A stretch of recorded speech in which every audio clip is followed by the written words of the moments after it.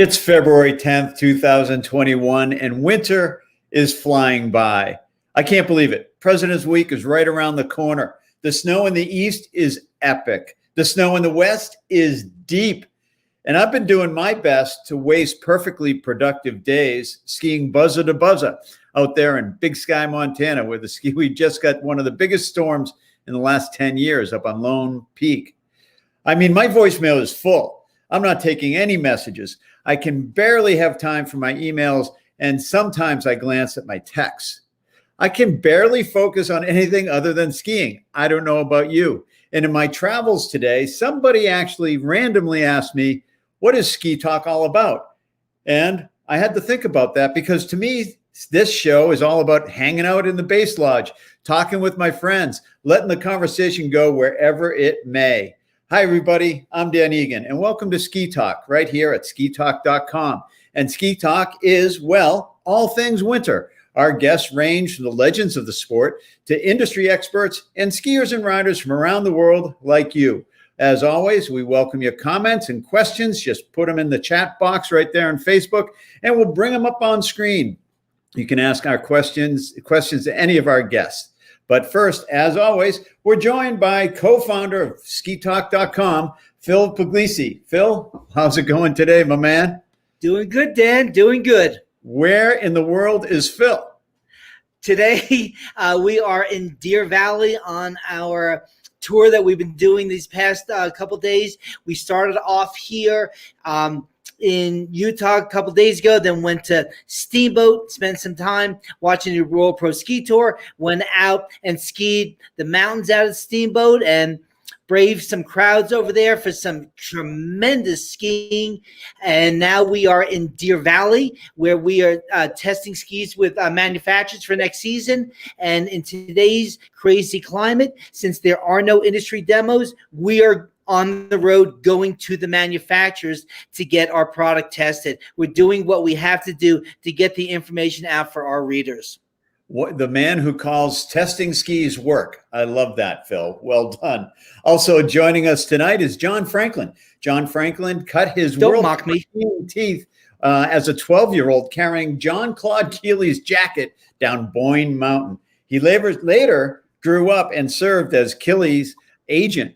While he was working for IMG, he helped organize sponsorship for Phil and Steve Mayer, and he inked some of the biggest deals in ski industry history. John is now back in the ski racing scene, running the World Pro Ski Tour. John, how are we doing? Doing great, Dan. Thanks for having me on the show. Great to see you, Phil. And Phil, thanks for joining us at the World Pro Ski Tour race in Steamboat this past weekend. It was a pleasure to have you there. John, pretty fun that you were able to pull off an event.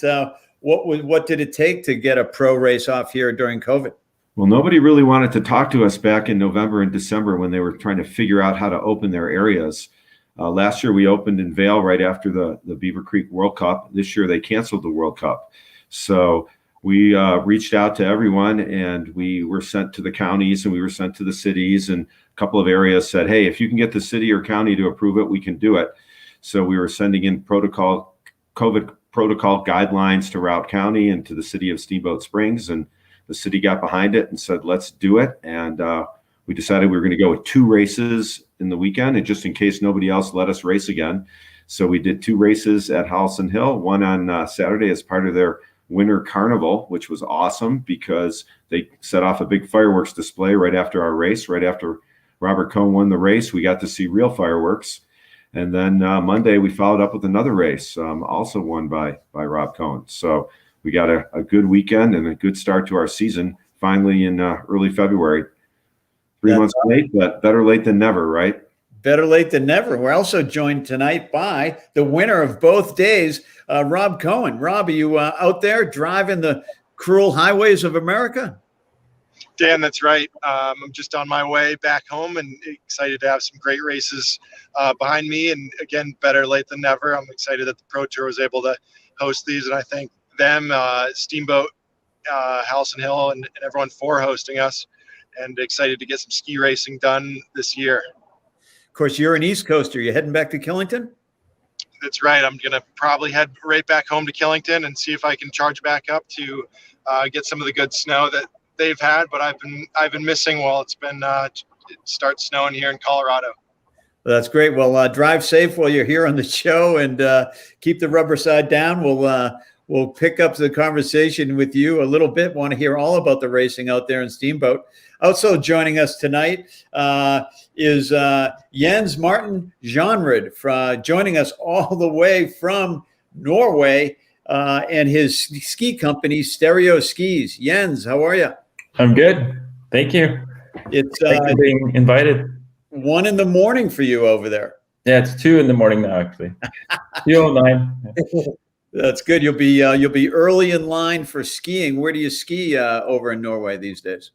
I ski in Oslo. There's a ski resort right by the city where I ski a couple of days a week. And I go during the weekends, I go to Hemsedal quite a bit, which is 3 hours away from Oslo. So I go skiing there quite a bit. And then there's also some other ski resorts that are 3 hours away from Oslo.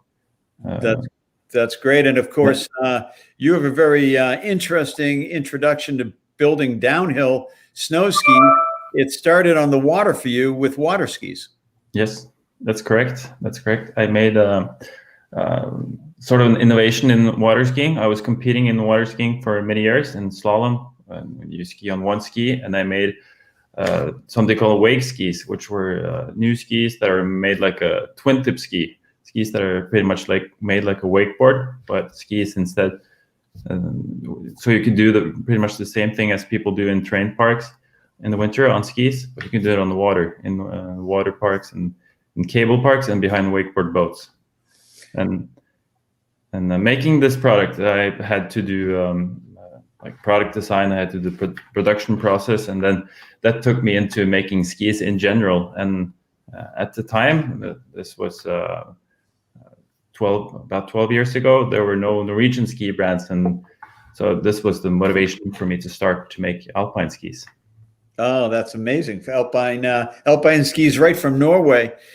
Phil, was this your first World Pro ski race you've ever attended this past weekend? It was. And again, I've been to numerous events here in Deer Valley for the Freestyle World Cup.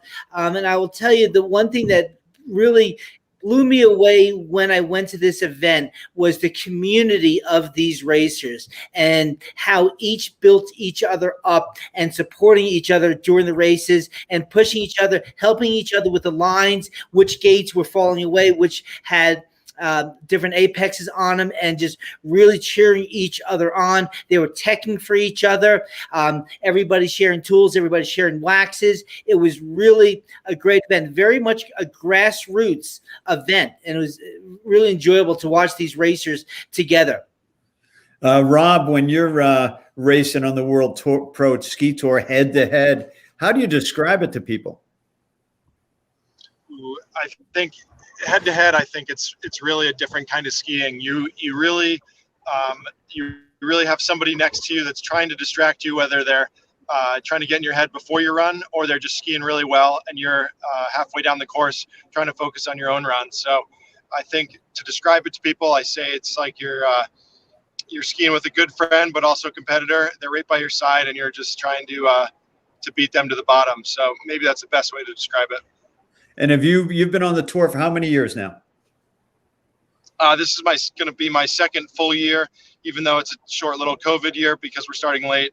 Last year was a full year, and 3 years ago I did one race. And what hooked you? Why'd you come back? I was hooked because it's really rapid fire ski racing. There's a lot of runs in one day.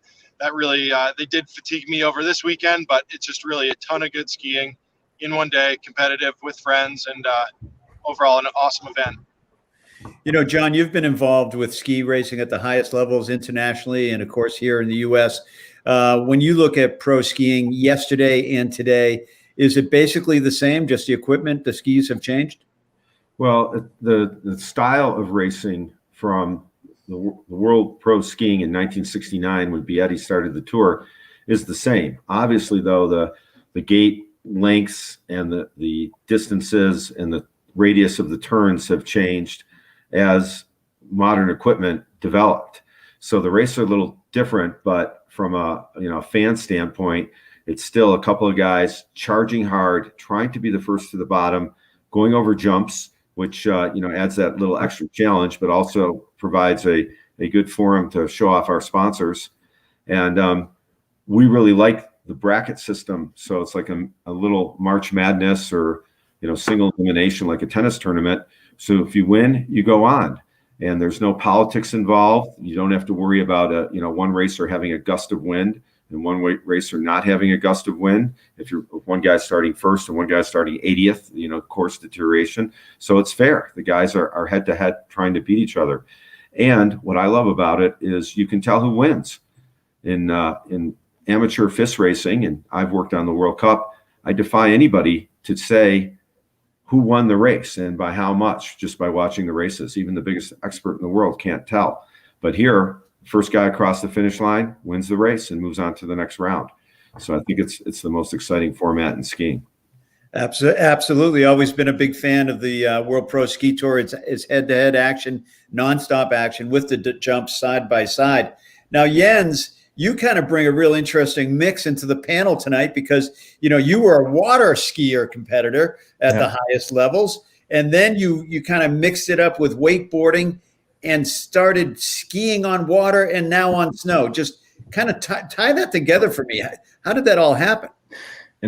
I've been skiing on the snow since I was a kid, even before I was water skiing. And snow skiing is, skiing is a big thing in Norway. It's the national sport, so everyone's skiing pretty much. And that was a thing that I wanted to do. And I started competing in water skiing instead of skiing, probably because my father did it, and there was a water ski club near where I grew up. So that was my sport when I was a kid. But I was also skiing, and that's where the innovation happened that I spoke about, where like skis went from being 210 centimeters in straight to become more with shorter skis with more carb to them, and then the twin tip skis came with skis tips in each end where you can ski backwards, and then the fat skis came. So many innovations happened in skis the 10 years before I started working on my project. So I was influenced by that,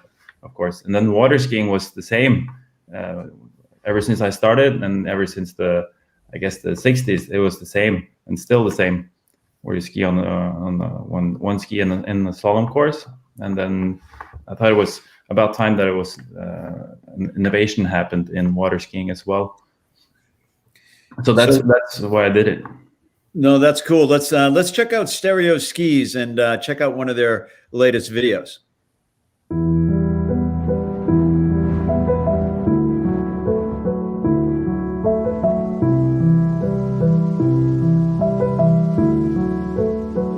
Når man lager en ski, starter man med en idé. Veien videre er råmaterialer som skal inn med en prosess med mennesker og maskiner. De beste materialene er en forutsetning for både holdbarhet og kjøreegenskaper. Kvaliteten på produksjonen er like viktig. Lokal produksjon i Skandinavia gjør at vi kan finslippe detaljene og få akkurat det resultatet vi ønsker. Det føles også riktig når vi vet at arbeiderne som lager skiene jobber under nordiske arbeidsforhold, og at all strømmen som brukes kommer fra fornybar energi. Målet vårt er ikke bare å lage verdens beste ski, men å gjøre det på en bra måte.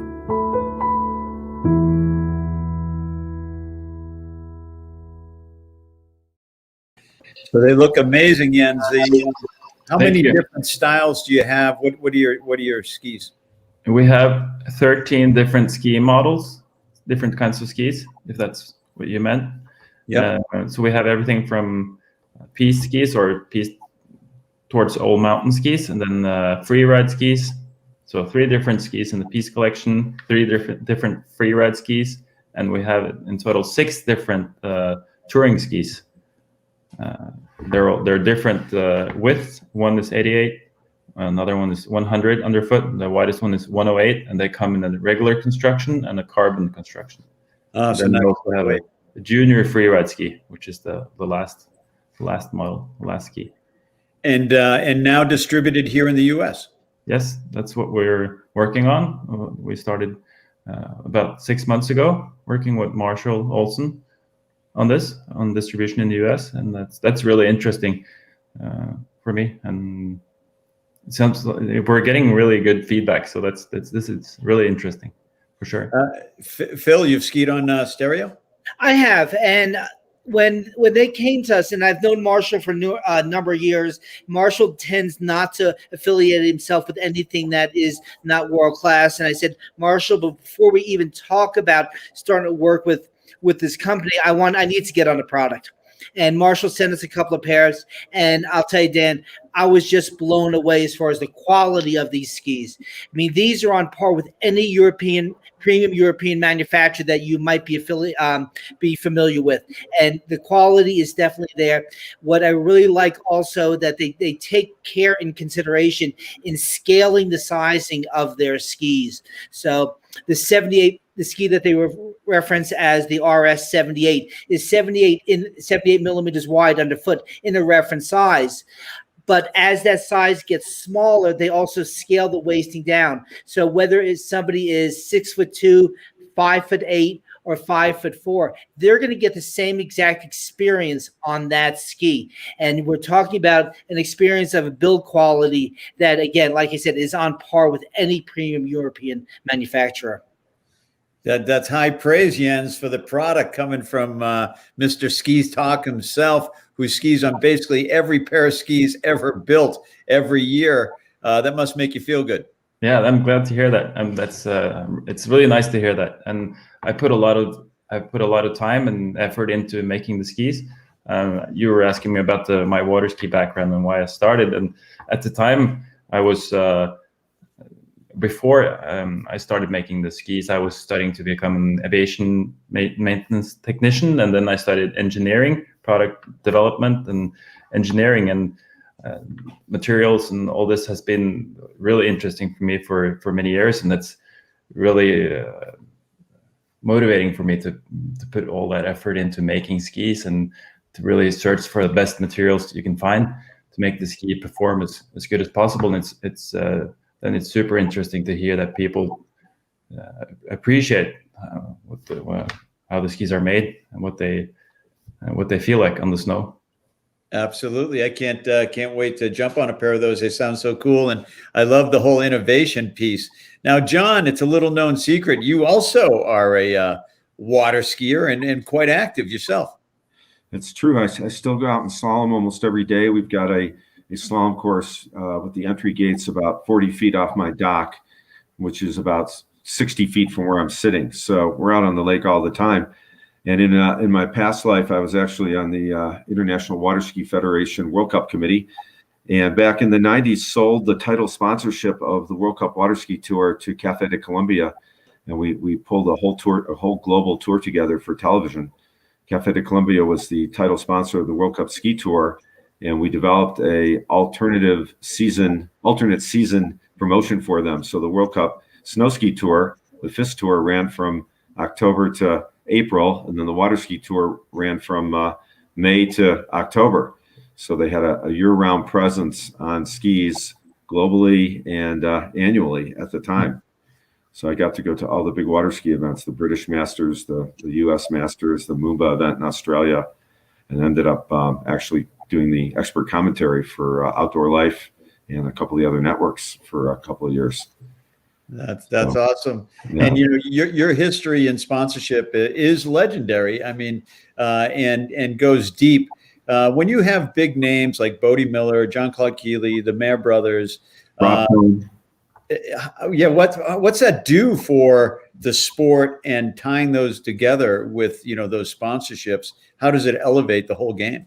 Well, people, call them influencers now, and back in the day, they were just, successful competitors.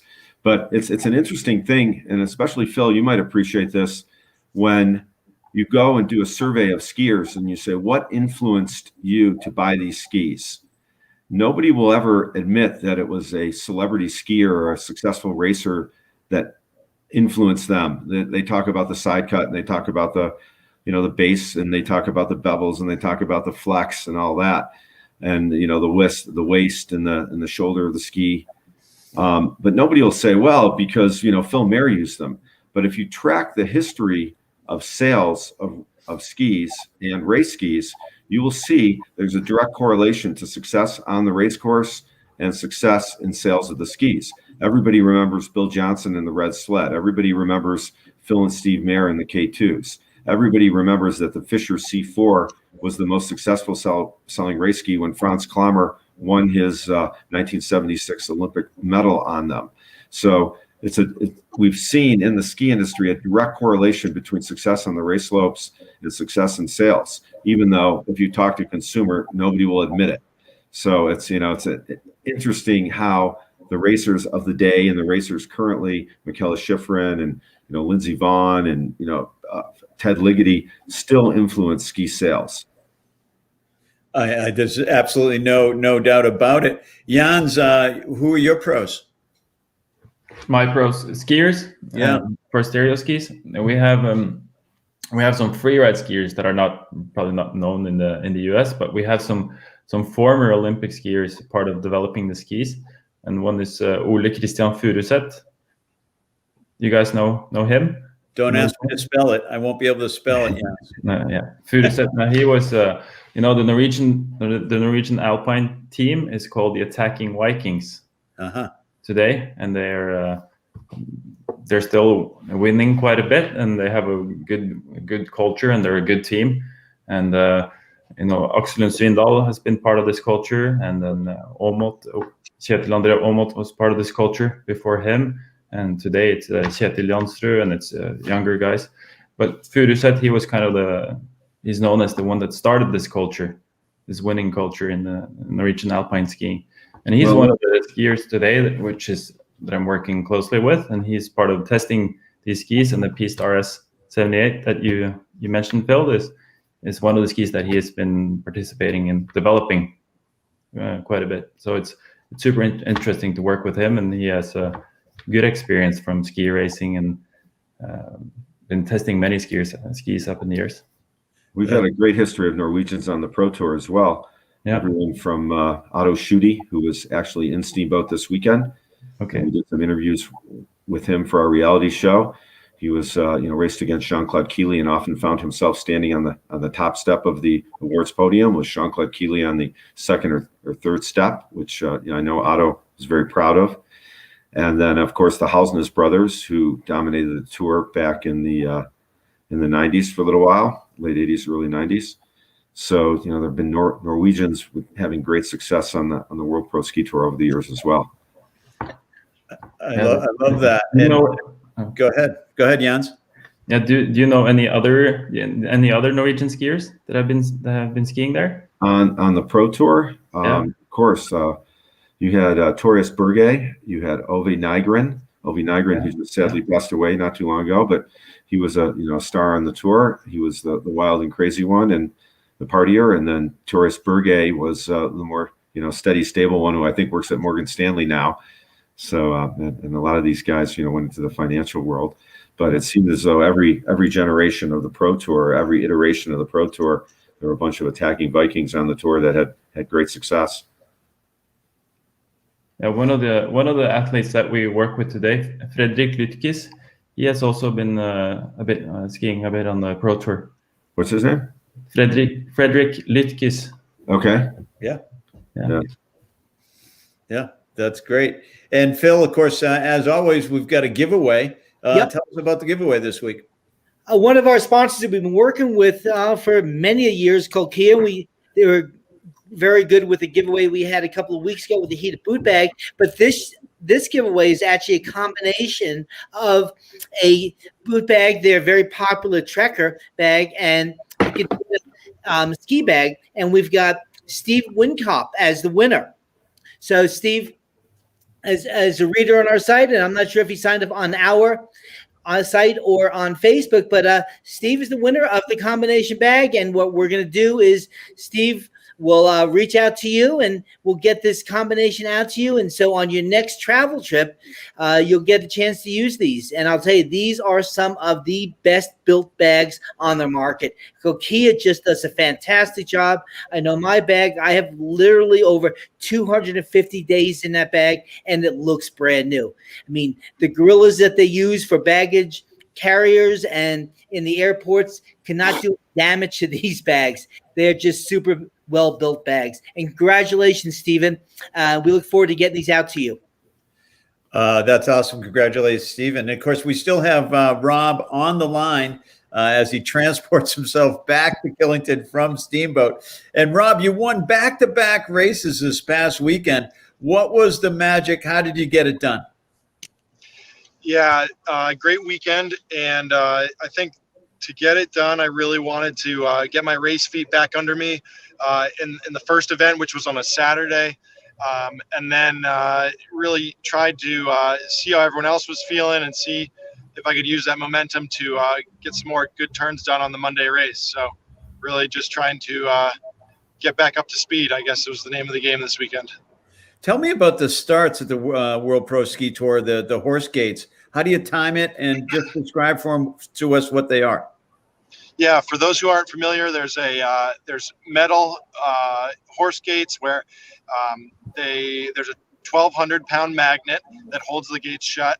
When the drag strip like lights count down to from 5 to go, those magnets release. The gates barge right on open, and the two racers are off to have a nice even duel down the course. So for me, I think that the start is really important because the course is such a short 25-second drag race. So you really need to just get out of there first and try and either stay ahead or keep building your speed and be ahead. So to get out of the start, just really work on those lights and that clock to get out of there first, be right over the gates and be right on time for when they open. There's really no barging. That magnet's going to stay shut. So it's really fair, and you just got to do your best to be on time. It's not something one can easily practice, getting out of those horse gates. I was watching some of your starts this past weekend, and it's almost like you're skating and running to that first and second gate. That to me is amazing because you could really see how you worked your edges trying to get through the first two gates. Yeah, that's right. You need to really pop out of those start gates, and Steamboat Howelsen Hills actually comes at you right away. It's steep right out of the gate compared to some other venues or a lot of other race courses listeners may have skied. So right away, the turns start, it's steep. So luckily there's not a ton of skating, but you really need to get out, get up to speed, and be ready to pull some radius on the first turn. That's awesome. And of course, you're an East Coast skier. What was the snow surface like in Steamboat this weekend? The snow surface in Steamboat was pretty soft on day one. That was because there was a foot or two of fresh snow. They tried to groom it off, but with the best they could, there was still some left, and it created like a dished out bobsled track. We did get down to some harder stuff underneath there at the center of that bobsled track, but still competitive but inconsistent snow. And then so I do love that hard snow, and being from the East, even though most racers do, because it's such a good surface to push on. So was looking forward to getting down to that. And we did see a little more of that harder surface in the race on Sunday as the new snow sort of settled in. That's amazing, John. When you look at it, how many competitors were trying to qualify here for the pro race? Generally, we want to see 40, 50 competitors go for the round of 32, which is our starting round. But here in Steamboat in COVID year, we had a few less skiers. There were some issues with some of the CU skiers, and that couldn't make it up for the race. We get NCAA champions. We get Olympic medalists like Ted Ligety. We get Pro Tour champions like Rob. So we get skiers coming from all over. But in this case, for example, our 2019 champion, Phil Brown from Canada, who had won a silver medal in the World Championships in parallel in Vail in 2:15. So he's a elite skier, could not get across the border without long-term quarantine. So, we were challenged in a variety of ways this year, just getting the races off during COVID, and some of the racers were challenged just even being able to make it to the race. So we had 4 qualifying runs. We started with a round of 16 in our bracket and went on through the finals. But, we'd like to see 50, 60 racers try and qualify if we can. It's a great opportunity for anyone to go and challenge the world's best. Absolutely. And we've got a few profiles of your racers. You want to introduce to us Garrett? Garrett Driller is a guy who's been on the podium numerous times. This weekend he was, I think, second the first day, and then went out in the round of 8 the second day. But he was national parallel champion when they announced that they were going to put parallel skiing in the Olympics. The U.S. ski team held parallel championships for the first time in, I think, 2019, and Garrett won that. So he's actually national parallel champion and an elite racer on our tour as well. Let's meet Garrett Durham. Racing since I was 8. I'm 24 now, so math to that. Yeah, I use calculators now. Engineer, so we use computers. We out here. My mental game, I think I'm different than a lot of skiers, just on the mental game side. If I focus for too long on the course, I overthink things, and that's where I throw my mistakes out. So if I can be a little loosey-goosey, talk, and then I need only 5 seconds before the starter says racer ready, that's when I focus. If I think too much, it doesn't work out as much. And I mean, for some people, being in that super calm mindset, that works really well for them, but I'm a different breed. Skiing, especially in the Pro Tour, is a little different. In the normal FIS profile, you're doing 2 runs. You kind of have your set right before that run. You know the conditions. It's not going to change too much, hopefully. But with Pro Tour, you're doing a lot more runs than normal. Last run, finals, a little behind. Not as much as last time, but still a little behind. I went for it. I dove to the shoulder, slid. It looked a little gnarlier than it felt. I definitely watched the video after the crash. But from my race against Simon right beforehand, I thought he had it, but I just had a little bit longer reach. So I was hoping for the same thing to happen. Reached a little early, a little loose on the skis. I mean, you risk it all and see what happens, but that time didn't work. Rob just, once again, somehow pulls right ahead of me. Thought I had him. I think that's another mental thing. You got to keep in your own headspace, and you can't think of the other racer. I love being back in Steamboat. I'm now a full-time resident. I'm coaching here for Steamboat Springs Winter Sports Club and skiing on Howelsen all the time. And I love the venue. It's got a great culture, and it's just an awesome venue to be a part of and be racing on. I mean, can't beat it, really. John, for those out there that don't know about Howelsen Hill, tell us about how special it is and why it's special. Well, Howelsen Hill is the oldest continuously operating ski area in North America. And the culture there is competitive in so many different fields. They've got cross-country skiing. They've got the big Nordic jumps. They've obviously got the alpine racing. So there's a lot going on there. And in fact, that little hill has produced more Olympians than any other hill in America, and I believe any other town in America, summer or winter. So it's a small town that packs a big punch, really hits above its weight in producing Olympic athletes to represent the United States in international competition. A great place, great venue. And of course, in the ski racing world, a big announcement this week from Ted Ligety. Ted Ligety is announcing his retirement from international racing after the World Championships this year. Let's roll the Ted Ligety video.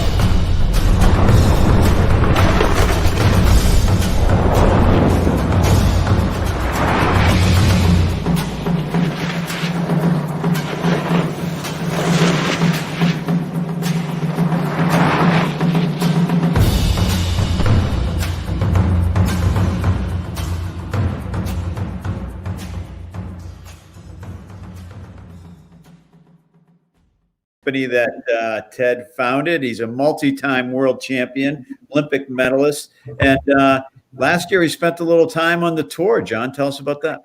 Well, he came out to race World Pro Ski Tour in his first race, and he's just getting used to the start gates and the types of courses that we have. And he had a great weekend, came in fourth, and then surprisingly enough, in his second race in Eldora, he got beat in the round of 32 by a collegiate athlete, an NCAA racer named Max Burvey, whose father was one of the Warren Miller producers for many, many years.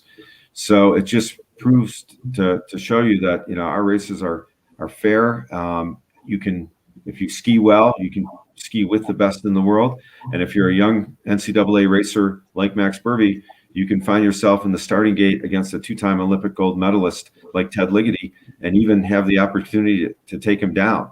So, it was exciting for us. Max Burvey was the giant killer that day. And, Ted took it really well. And he told us, today that he's going to come out and race some more World Pro Ski Tour races, maybe even at the end of the season this year. So his competitive juices, even though he's retiring from the FIS, are still flying. And we're going to welcome to World Pro Skiing probably in late March. Love the lineage of Max Burvey Jr. taking out Ted Ligety. That must have been one proud papa for Max Burvey. I'm happy to hear that. That must have been pretty cool. Pretty cool. Now, Phil, you're out and about. You're traveling around. You've been all over you've been to Sun Valley. You've been up to Steamboat, now down to Park City, Deer Valley. Tell me about the crowds. What are you seeing out there? Well, it's been interesting. Obviously, the passes have made a huge difference, whether it be Icon or Epic, and people are getting out on the hill, and we're seeing some serious crowds out there. But I will say that everybody is acting respectful for each other. They're trying to social distance where they can.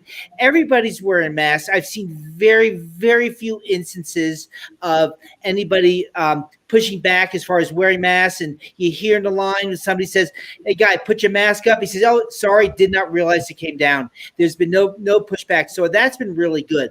And one of the things that really I noticed as far as the differences with the people going up and say it's whether it's be a 4 or a 6-pack that might not be full. There's four people on a 6-pack or 2 people on a 4-pack. What it's doing, it's making less traffic on the trails. So, which actually is one of the pluses that's coming out of it.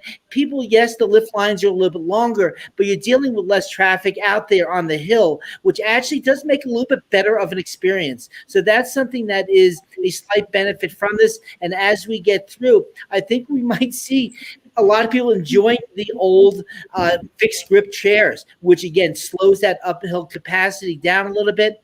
And I think that it's going to make it for an overall better experience. The glass is half full at talk.com. I'm happy to hear that. Nice spin on it. Myself, I'm getting a little worn out on it. I'm trying, but it's tough. We're coming to that section of the show where it's a roundtable discussion. Keep in mind, Rob Cohen is still on the line, I believe, so we can include him in the roundtable. It's that time of night where we ask each other questions. John, we're going to kick it off with you. You can ask any question you want of anybody on the panel. Well, Robert Cohn, I'm so impressed with your skiing. You've won, just about all the races except for one in the last, 7 or 8 races. What are you doing to maintain your position at the top of the ladder board here? I know it's tough to get to the top, but it's also, in my experience, it's tough to stay up there. But you've been amazingly consistent. What do you attribute that to? I attribute it to a lot of good free skiing on all these areas I've been able to ski with my passes and just sort of skiing that anyone has access to, just trying to be consistent and work on my turns, and then just get in the start gate and trust that I'm doing well and do the best I can every single run on the Pro Tour. So it's been going well. It sounds like it's going better than well, Rob. That's a pretty amazing streak of winning. It's not easy to do. Just getting through the ladders. Mentally, what's your mental game? Are you a charge it guy? Are you a meditator? How do you come at it? I don't. If there's a spectrum you're trying to lay out there, I'm probably more on the meditator. Just really trying to slow it down, take it easy. as long as I go, run by helps me kind of bust through that bracket. Every single race is very daunting. That there's so many runs that come at every Pro Tour racer. So you really earn your the racers, and the competition gets more fierce. Guys are really bringing speed in the later rounds, so you need to bring your best skiing, your best focus, and do your best. I love that. And of course, Jens, I know you're coming to us all the way from Norway. It's the middle of the night for you. You're drinking the coffee. You got any questions for anybody on the panel? Yeah, I have a question for you. Do you have a background in skiing? I do. And have you ever been to Norway at all? Norway?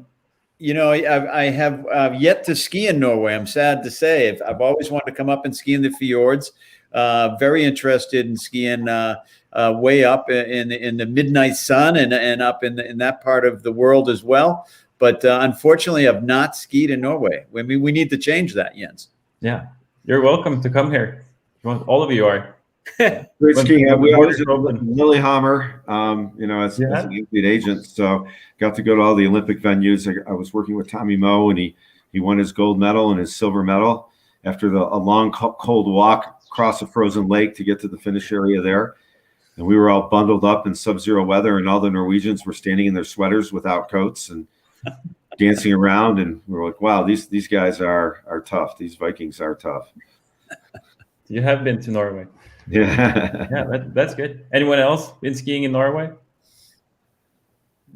We're going to have to get a pro race over there, John. I'd love to do a pro race in Norway. Yeah. Phil, you got a question for the panel? Yeah, I got two. First, Rob, who gave you the nickname Captain America? Oh, I don't know if that was dug up in the booth, but I don't know. Maybe it has to do with the speed suit, or hopefully something up that alley. I think I don't know if I might have had it before in my NCAA career, which was at Middlebury College.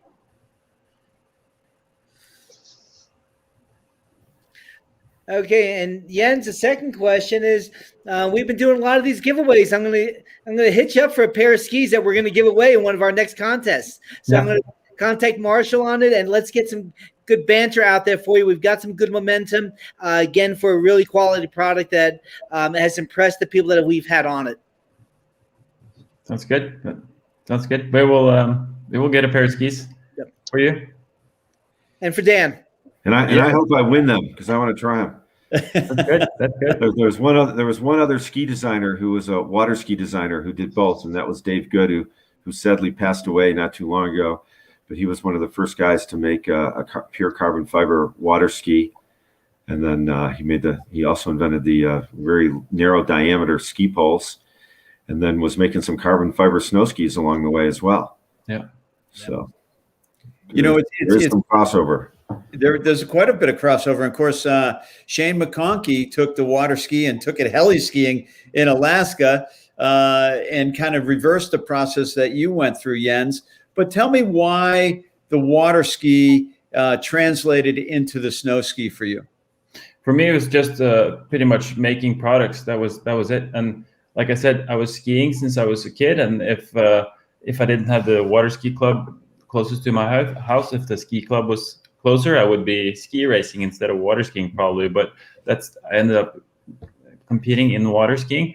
But making the products is quite similar. You have to make a design, you have to work with the athletes, you have to come up with an idea on how to make the product, and the production process is quite similar between water skis and snow skis actually. And at the time there were no Norwegian ski brands on the market. There were no Norwegian alpine ski brands, and that is really strange because the first ski factory in the world was in Norway. It was founded in the 1880s. And that was the first ski factory. And the first ski factory in the US was also founded by a Norwegian in the 1920s. So Norwegians have had a big influence in the history of skiing and ski innovation. So for me, this were super motivating. And also the term slalom, which is also used in water skiing. Slalom is dialect from telemark in Norway. It means a track from the ski down the hill. So slalom is a word from Norway. That's great. We're going to go to let's see the second stereo video.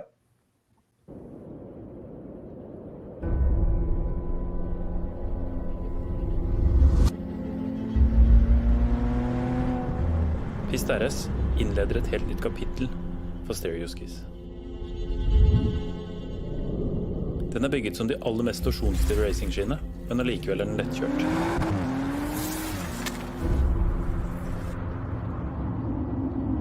Vi utviklet skien sammen med norske alpinister, som gjennom flere år har vært de aller beste skikjørerne i verden.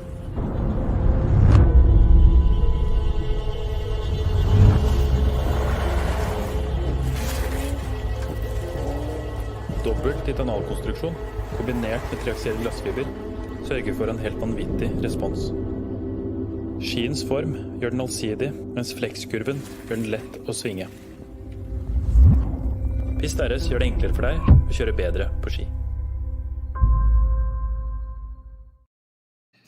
Never stop skiing. That's been the death of me forever. Rob Cohn, I guess you would agree with that. Never stop skiing. What's your immediate ski plans? My immediate ski plans to get back to home base in Killington and do some laps there, see if they truly have had 5 inches a day for the past week, like my father says, and then maybe do some laps at Stowe. And those are really my two favorites in Vermont there. John, is there another pro race coming our way? We've got to get through some COVID protocol approvals with some counties here in Colorado, and as soon as we do, hopefully we do, we'll announce a few more races. But nobody wants us announcing races when we don't have a county approval. They don't have a good sense of humor about it, we learned. Yeah. So we're trying to make sure all our ducks are in a row. People far more organized than I am are filling out lots of stacks of paperwork right now. And of course, Phil, you're out there testing skis. When you're back in Tahoe?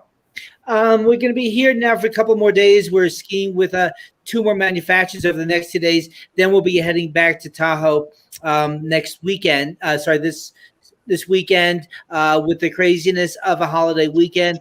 We'll be probably doing laundry and unpacking the car. And then next week, we'll get back on snow with some more manufacturers out there so we can compile our reviews to go into next season. Jens, we thank you for joining us tonight. If you get over to the States, let us know. I'd love to make some turns with you. Yeah, I'll take you water skiing right over here, Jens. Thank you. Exchange Thanks those for having emails. me. We'll see you again, I hope. Well, that's it. You've done it once again. You've wasted another perfect Wednesday night right here on Ski Talk and skitalk.com. It's your base lodge right here on Facebook. I'm Dan Egan. Thanks for joining, and tune back in 2 weeks with a new episode of Ski Talk.